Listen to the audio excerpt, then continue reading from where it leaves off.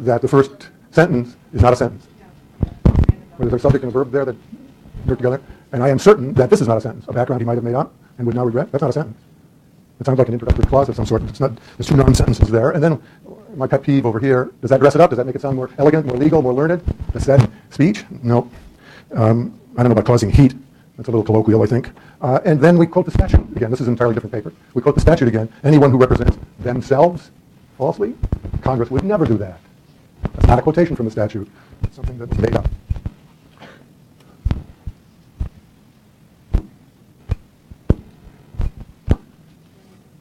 Well, editors, what do we find here? There's another spell check issue here, right? I don't think the statute violated the First Amendment. The statutes violate the Constitution, but not statute. And then we got a dangling something here, don't we? With a 2-to-1 vote. Where does that fit? Penalizing him for the speech crime of lying with a 2-to-1 vote. Alvarez lied with a 2-to-1 vote?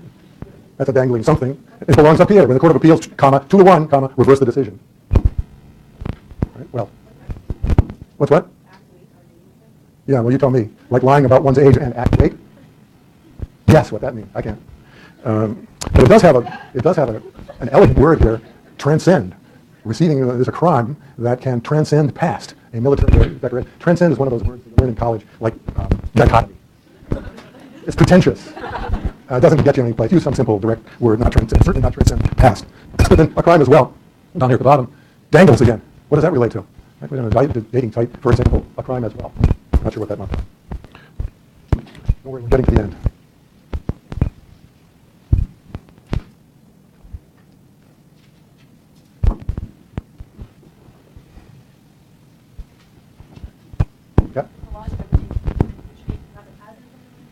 Yeah, it's quite awkward what's written there. As the law is protected, the law protected an important government interest, and the law is protected, or, you know.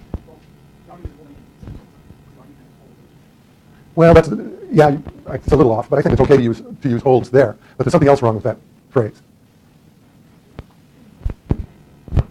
The argument for the United States? No, that's not bad. The court would use that. Would say that. Yeah. I didn't get that.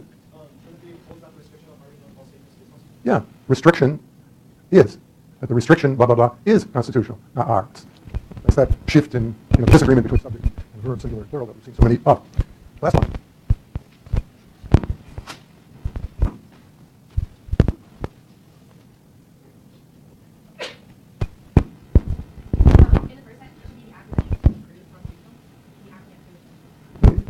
It's nonsensical. Acts don't prove or not prove their constitutionality. Courts decide whether they're constitutional or not. The act doesn't prove anything. Okay, well.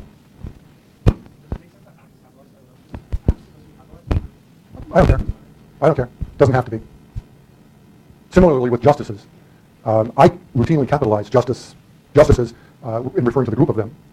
Greenhouse or her editor never does. Treats them all lowercase justices. So I don't care what you do in that. But if you're saying Justice Kennedy or Justice Sotomayor, then it's capitalized. What else in this little excerpt, though? Another disagreement problem here, right? Yeah. Yep. Its demise has. Demise is singular, have is plural. That doesn't work. What's pervaded? What's pervaded mean in this context?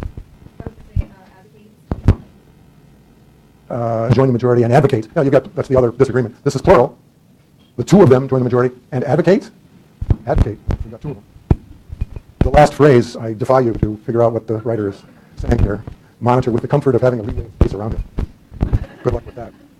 So here are some modest suggestions for doing things a little differently. Pick the right word. Maybe use a thesaurus, however you pronounce it. Maybe use a dictionary, but pick the right word. And not these long things like the witness intentionally testified untruthfully. Say the witness lied. A great word. It gets across exactly what you want to get across. Pick the right word. And not clutter it up with a bunch of extra stuff. Say the company preyed on the poor and ignorant.